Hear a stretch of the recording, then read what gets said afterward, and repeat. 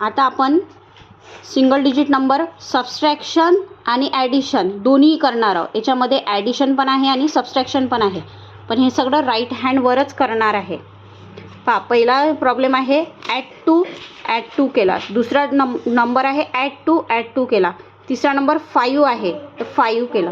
आता पूर्ण मोजताना 5 पासून मोजायचं आहे. 5 6 7 8 9 आन्सर येणार 9.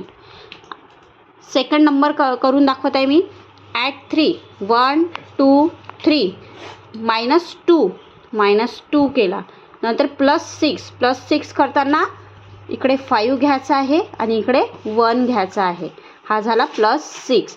आता पूर्ण मोजताना हा 5 पासून मोजायचा आहे. 5 6 7 आन्सर काय येईल 7. नंतर थर्ड नंबर ॲड 5 ॲड 4 आणि -6 असा केला तर हातावरती किती उरलेले आहे 1 2 3 तर आन्सर होणार 3. नेक्स्ट आहे ॲड 7 5 6 7 7मधून -6 करायचं आहे. 5 आणि 1 हा 6 मायनस केला. मग आता हातावर 1 राहिलेला आहे आणि याच्यामध्ये दुसरा नंबर 1 ॲड करायचा आहे. 1 ॲड केला. आन्सर किती येणार 1 2 आन्सर येणार 2.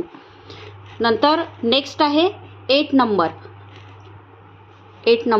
5 6 7 8 ॲड 8 -5 केला +1 केला. आन्सर किती राहिला हातावर 1 2 3 4 तर आन्सर येणार 4.